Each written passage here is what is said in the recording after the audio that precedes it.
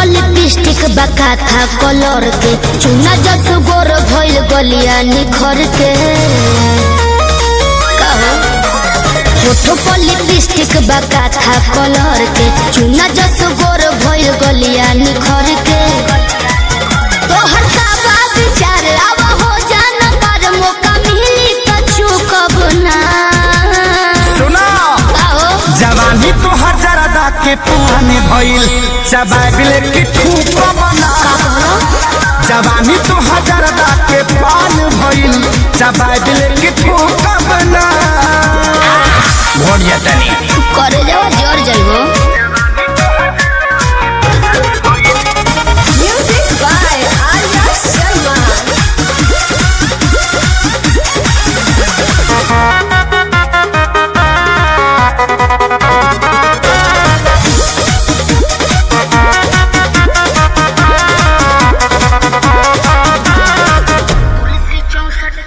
तुलसी 64 की मामी ये राजा भइल बा मोर अंगड़ाई यही से ताव पता चाव से दिया खानी की नहसा हो जाई पावर बहु प्यास लगी तुलसी 64 की मामी ये राजा भइल बा मोर अंगड़ाई यही से ताव पता चाव से दिया खानी की नहसा हो जाई मन भइल बगिल पानी डलबा त सुख बना अच्छा जवानी तोहर जरदा के पुराने भइल चबाबिले की ठूक बना जवानी तोहर जरदा के पानी भइल चबाबिले की ठूक बना मछिया के गिर जइबो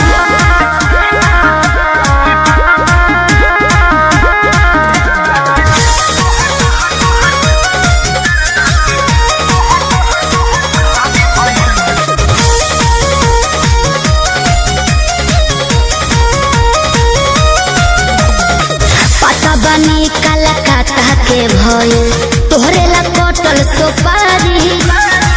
इहे बकारम करी उठी सुती पारन आदत लगवल खेसारी ज्यादा हो बाबू जियान हो जइबो पता बनी कलकत्ता के भइल तोहरे ला कटल सुपारी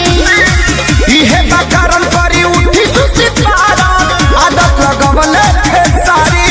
रोजे आंसू विवेक खाई चाहे लेके लाइन दी है करू कब ना